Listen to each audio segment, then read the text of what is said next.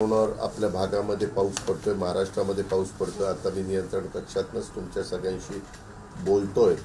विशेषतः आताची परिस्थिती बघता जरा पुण्यामध्ये परिस्थिती पाणी खूप आल्यामुळं एकता नगर, निबज नगर हा जो पुण्याचा भाग आहे तिथं पाणी खूप वाढलेलं आहे। तिथं आता राजेंद्र भोसले पुण्याचे आयुक्त पोहोचलेले आहेत। स्वतः माधुरीताई मिसाळ तिथल्या आमदार ह्या सकाळपासूनच पहाटेपासूनच ते तिथं प्रयत्न करतायत।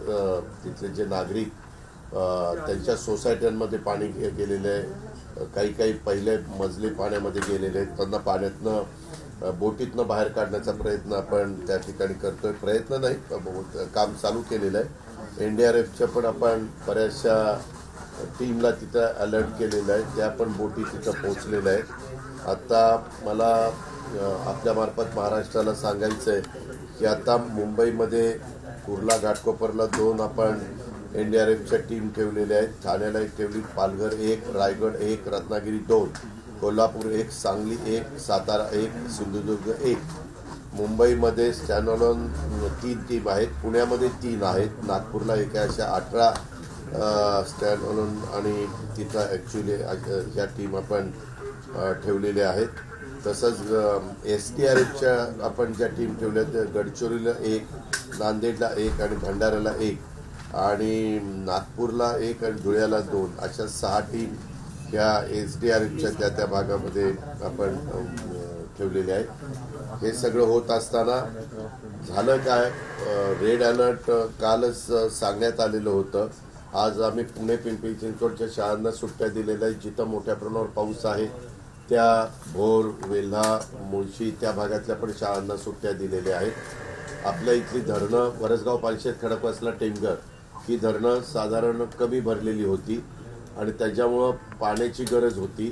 साधारण निम्मा काळच पुण्याला पाणी पुरेल अशा प्रकारची परिस्थिती होती। परंतु आपल्या इथलं 3.25 TMCचंच धरण खडकवासल्याचं आहे। खडकवासल्याला वरच्या भागामध्ये पाऊस त्या सगळ्या धरणाच्या एरियात 8 इंचाच्या पेक्षा जास्त पाऊस पडला गेला। आपल्या पुण्यामध्ये जवळपास 5 इंचापर्यंत पाऊस पडला गेला।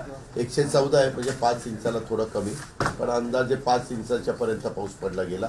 त्याच्यामुळं प्री कॅचमेंट एरिया आणि कॅचमेंट एरिया या दोन्ही भागामध्ये पाऊस पडलेला मुळं खडकवासला धरण तर लगेचच भरतं। धरण आहे 1.25 TMCचं, पाणी वरनं आलं जवळपास 3-3.5 TMC तेवढं पाणी आल्यामुळं आपल्याला दरवाजे उघडावे लागले आणि जवळपास 45,000च्या पेक्षा जास्तीचा फ्लो आपण खडकवासल्याचा सोडलेला आहे। परंतु 45,000चा फ्लो सोडत असताना आम्ही एक गोष्ट कटाक्षाने केली की पहाटे सोडायचा निर्णय घेतला।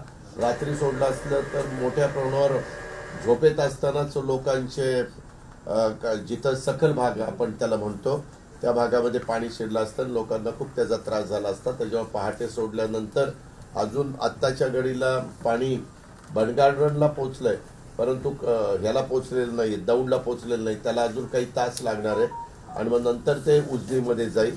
परंतु बनगार्डनला पण तसं ह्याला दौंडला पण पाणी तसं कमी क्युसेसनी चाललेलं आहे।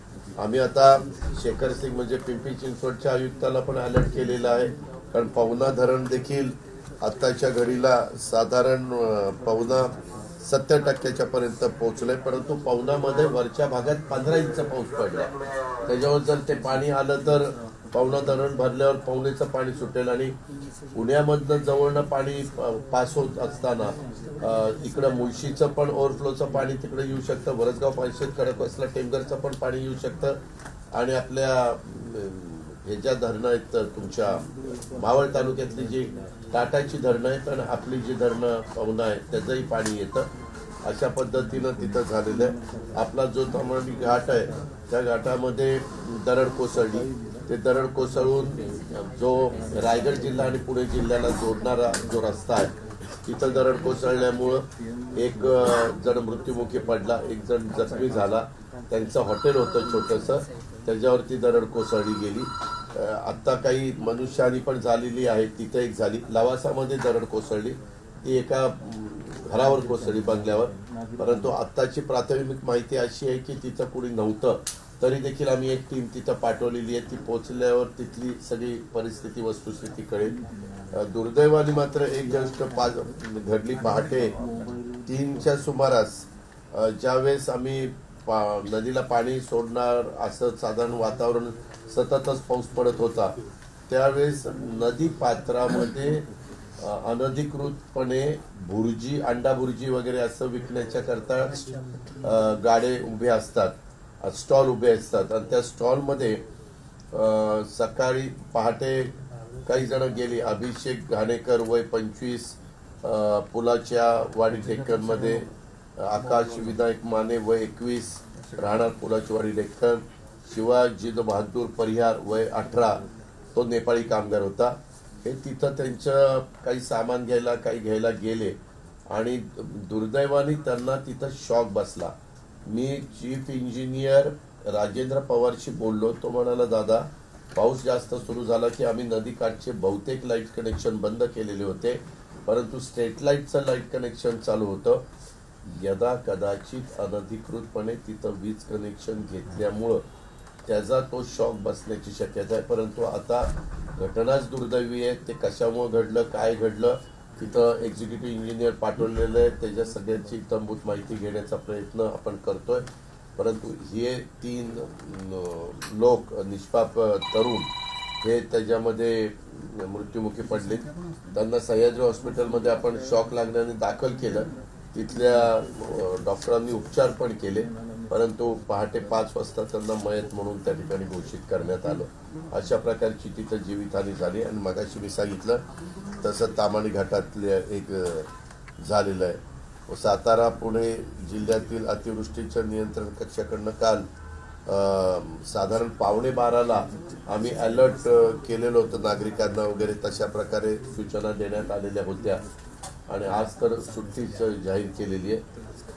तसंच साधारण अलमट्टी धरणात, म्हणजे ही गोष्ट फक्त पुण्यापुरती मर्यादित नाही, कोल्हापूर, सातारा, सांगली, पुणे या सगळ्याच पट्ट्यात, रायगड अशा सगळ्याच पट्ट्यात धो पाऊस पडत असल्यामुळं कोल्हापूरची पण बरीचशी धरणं आता भरलेली आहेत. त्याचंही पाणी पंचगंगा नदी धोक्याच्या पातळीच्या वर हे व्हायला लागलेली आहे. इकडं आम्हाला कोयना धरणामध्ये एका वेळेस 6 TMC पेक्षा जास्त पाणी आलं. त्याच्यामुळे आता कोयना 75% भरलेलं आहे. कोयनामध्ये देखील आता आम्हाला 10-11 हजार क्युसेसने पाणी सोडावं लागतंय. त्याचबरोबर वारणामधनं पाणी सोडावं लागतंय. आलमट्टीनं आता 2.5 लाख क्युसेस पाणी सोडलेलं आहे. आम्ही त्यांना संपर्क साधून सूचना केलेली की तुम्ही 3 लाख क्युसेसने पाणी सोडा. 3 लाख क्युसेसने पाणी सोडलं तर मग वरच्या भागातला पाण्याचा जो पुरवठा होतो तो कमी होण्याच्या करता मदत होईल, ज्याचा फटका आपल्या सांगली जिल्ह्याला बसतो, सांगली शहराला बसतो आणि तिकडच्या बाजूला कोल्हापूरच्या काही भागाला बसतो. अशा पद्धतीने, कारण पुढं हे निघणारं पाणी सगळं आलमट्टीमध्ये आणलं गेलं तर त्याचा फुगवटा पुन्हा आपल्याकडे येतो आणि इकडनं सोडलेलं पाणी किंवा नदीचं वाहत असणारं पाणी पुढे जातच नाही आणि मग पाण्याचं पातळी वाढत जाते. म्हणून त्यांनाही 3 लाख क्युसेसने पाणी सोडायला सांगितलेलं आहे. आणि त्यांना वरनं, म्हणजे त्यांना ही पण खात्री दिली की तुम्ही जरी पाणी सोडलं तर वरनं पाऊस एवढा पडलेला आहे की ते येणारं सगळं